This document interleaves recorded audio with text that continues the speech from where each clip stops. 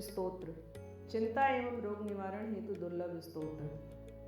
जो सुमिरत सिद्धि होय, गणनायक करिबन बदन, करो अनुग्रह सोय, बुद्धि राशि शुभ गुण सदन।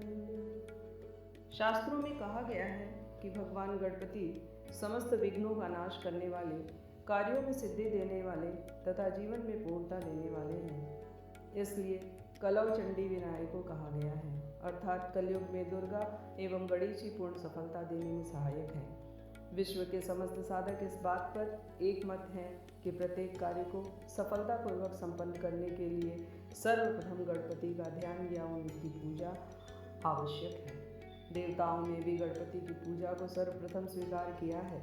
यही नहीं, अपितु भगवान शिव ने भी कार्य की सफलता के लिए सबसे पहले गणपति की साधना को आवश्यक बताया है।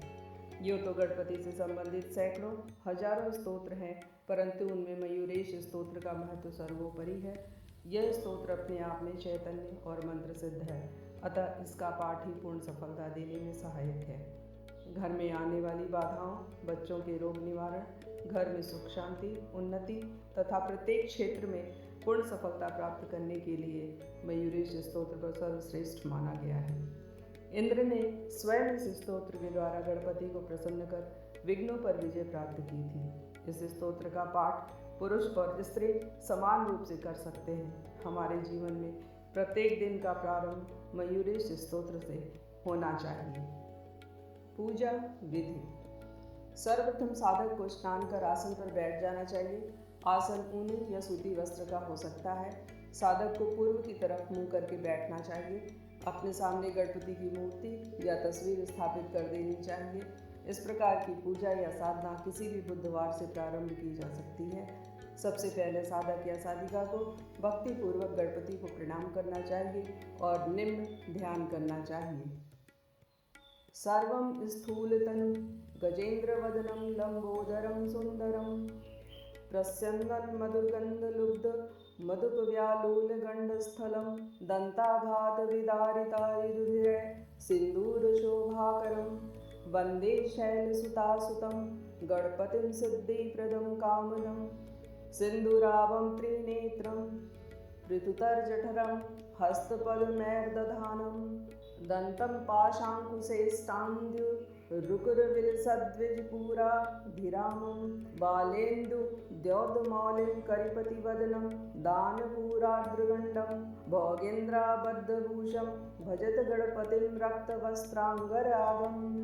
तत्पश्चात गणपति के 12 नामों का स्मरण करना चाहिए, जिससे कि हम जीवन में पूर्ण सफलता प्राप्त कर सकें। यात्रा पर रवाना होते समय या प्रत्येक कार्य को करने से पूर्व भी इन 12 नामों का स्मरण करना सिद्धिदायक माना गया है।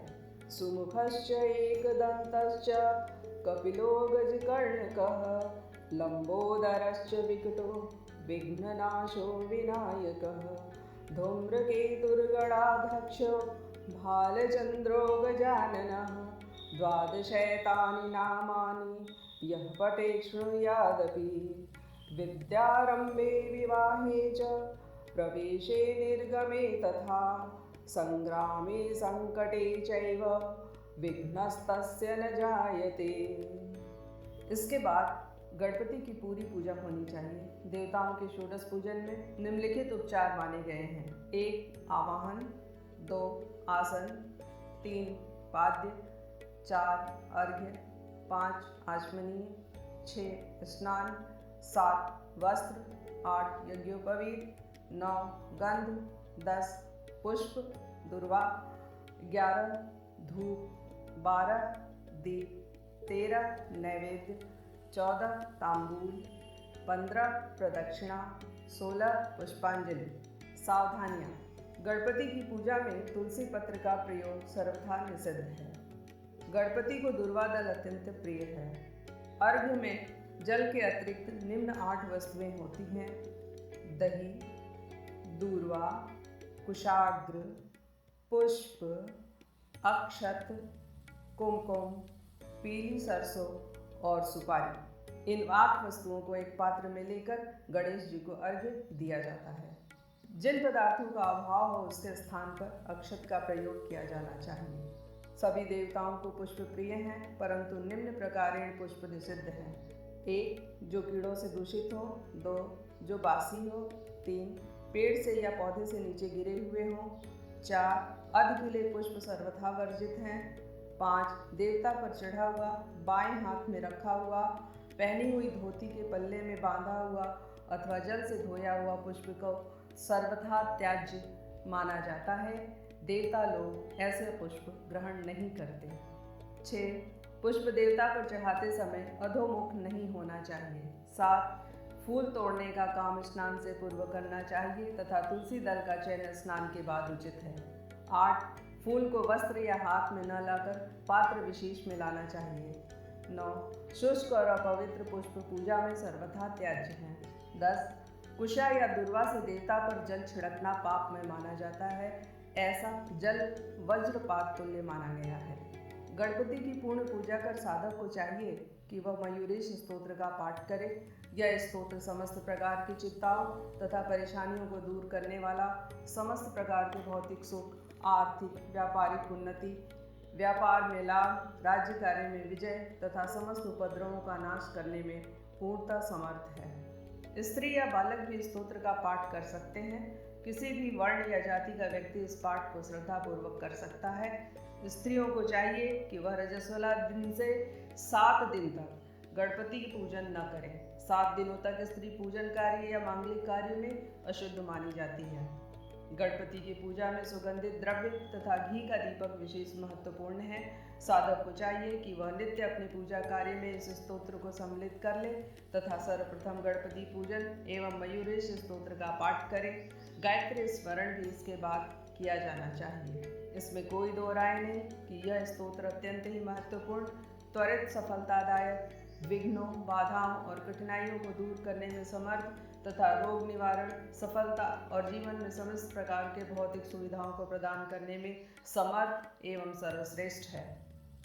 चिंता एवं रोग निवारण के लिए मयूरेश स्तोत्रम। ब्रह्मोवाच पुराण पुरुषं देवं नानाक्रीडाकरं मुदा मायादिनं दुर्विभाव्यं मयूरेशं नमाम्यहम्। परात्परं चिदानन्दं निर्विकारं हृदि स्थितं गुणातीतं गुणमयं मयूरेशं नमाम्यहम्। सृजन्तं पालयन्तं च संहरन्तं निजेक्षया सर्वविघ्नहरं देवं मयूरेशं नमाम्यहम्। नानादैत्यनिहन्तारं नानारूपाणि बिभ्रतं नानायुधधरं भक्त्या मयूरेशं नमाम्यहम्। इन्द्रादिदेवतावृन्दैर्भ्यस्तुतम् अहर्निशं सदसद्व्यक्तम् अव्यक्तं मयूरेशं नमाम्यहम्। सर्वशक्तिमयं देवं सर्वरूपधरे विभुं सर्वविद्याप्रवक्तारं मयूरेशं नमाम्यहम्। पार्वतीनन्दनं शम्भो आनन्दं परिवर्धनं भक्तानन्दकरं नित्यं मयूरेशं नमाम्यहम्। मुनिधेयं मुनिनुतं मुनिकां प्रपूरकं समस्तव्यष्टिरूपत्वां मयूरेशं नमाम्यहम्। सर्वज्ञाननिहन्तारं सर्वज्ञानकरशुचिं सत्यज्ञानमयं सत्यं मयूरेशं नमाम्यहम्। अनेककोटिब्रह्माण्ड नायकं जगदीश्वरम् अनन्तविभवं विष्णुं मयूरेशं नमाम्यहम्। मयूरेशुवाच इदं ब्रह्मकरं स्तोत्रं सर्वपापप्रणाशनं सर्वकामप्रदं नृणां सर्वोपद्रवनाशनं कारागृहे गतानां च मोचनं त्रिंसप्तकात् आदिव्याधिहरं चैव भुक्तिमुक्तिप्रदं शुभम्। बोलिए